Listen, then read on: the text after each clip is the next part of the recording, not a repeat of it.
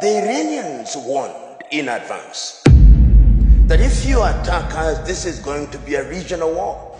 And there are many people who are analyzing differently. The Iranians, of course, then said, we are going to hit all your bases, whether they are in Bahrain, in Kuwait, Oman, or Qatar, we are going to hit them. And they have, with the consequence that the value chain or the supply chain in the world has now been disrupted in a manner that was not anticipated.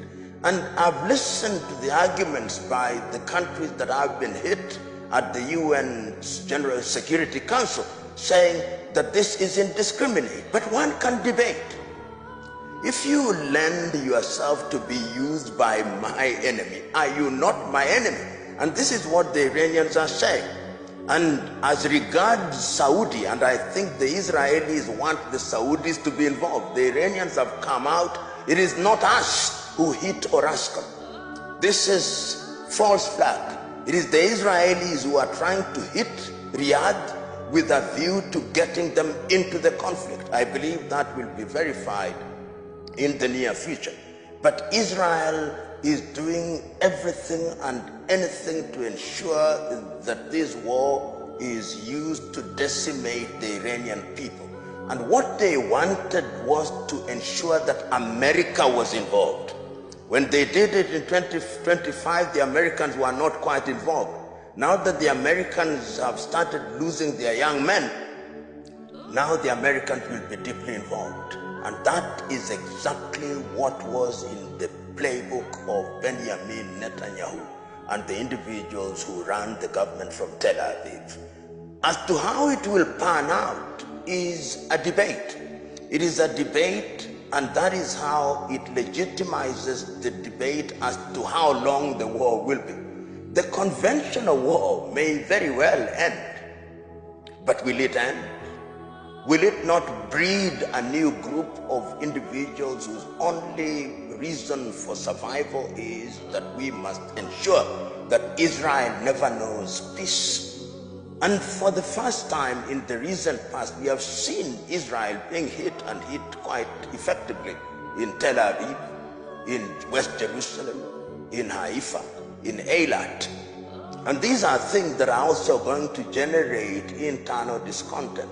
And I am of the view, and I may be wrong in this regard, that the Israeli government and the administration of Benjamin Netanyahu is now a war economy.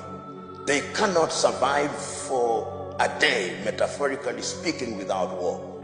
It is in their interest that a war is sustained, because it is only in that way, by externalizing your enemy, that you legitimize your being in power. Because the old saying is, when you are in a crisis, you don't change your leaders. And it must never be lost on us that there is personal existential threat to Benjamin Netanyahu and his wife in terms of prosecution for the activities that they engaged in. So these are factors that are there. I've also seen NATO is also saying that they support this. And there are those who are arguing whether this is true or not, is that there is an attempt by the Trump administration, an attempt by the Benjamin Netanyahu administration to create a rift between the Sunni and the Shia Muslims in that region. And that if you pit the big powers in both factions of Islam, with Tehran and Iran representing the Shia, and the Saudis on the other hand representing the Sunni, you'll create an environment where you make your enemies, because the Arabs in their totality, from the Israeli perspective, are their enemies since 1948. And if you get them fighting, then you are in a good situation. You let them fight and you sit pretty.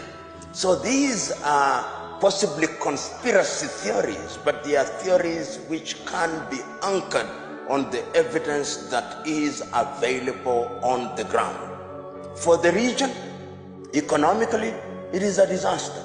Countries such as Qatar, that long boasted of having calm and peace, the Emiratis, which boasted of having calm and peace, the Bahrainis, the Omanis, the Kuwaitis, It is no longer business as usual. It is business unusual. When you have your entire fleet grounded in Qatar, Etihad, Qatar, the Emirates, it means that your economy is suffering.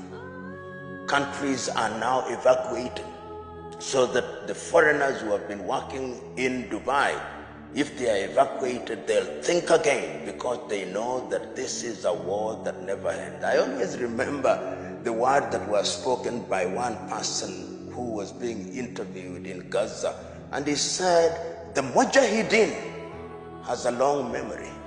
You may think that the war has ended, but once you have humiliated us, once you have dominated us, or so you think, we of this generation and generations yet to come will only exist for one thing: revenge. And I think that that is what is going to happen. I saw people in South Africa, in different parts of the world, talking about the martyrdom of Khamenei, and he is going to become a symbol. You remember when Osama bin Laden was eliminated, they threw his body into the sea, but Khamenei will be buried, and his burial place, like that of Ayatollah Ruhollah Khomeini, will become a shrine which will energize a new generation of young people who will want to ensure that America and Israel and the Western world is attacked. That is the unfortunate situation that has been created by the joint efforts of President Trump and Benjamin Netanyahu under what they describe as Operation Epic Fury. If I was, as a historian, to write about Donald Trump, I will say one thing, that he is consistently inconsistent. You never know what may happen. Of course, he was on television saying, some people saying, I'll get bored, but I'll not get bored. We are going to ensure that the Iranians are decimated. We are going to ensure that their capacity to produce ballistic missiles and their capacity to enrich uranium and therefore to acquire a military device is completely eliminated. And we are going to ensure that America becomes great again. This great again mantra, which means that you humiliate, you are the policeman of the world, is something that is very dominant on his lips. And you never say never. It is quite possible that when the things get out of control, he may say that the Israelis must think otherwise.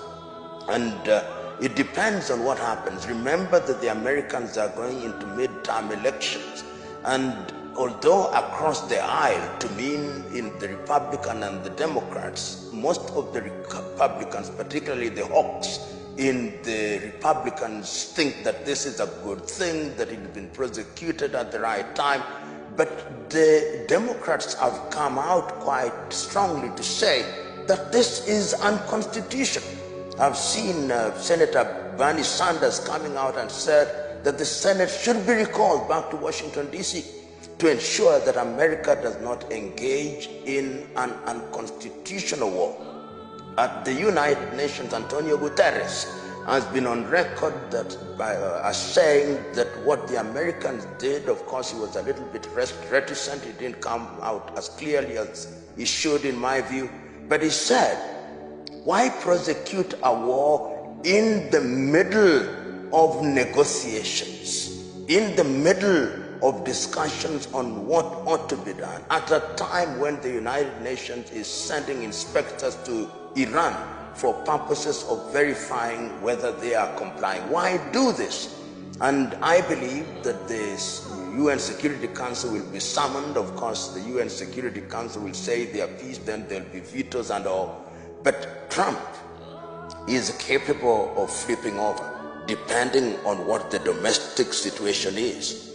If the midterm elections go against him, as I suspect they will, then he will, of course, think very differently. There are those who have said that he faces imminent impeachment proceedings against him, because the Americans are now suffering throughout the world. We saw what happened in Islamabad when there was an attack by people who were demonstrating in Pakistan, and the Marines actually fired, and it's debatable as to whether it's the Marines who killed those who were killed.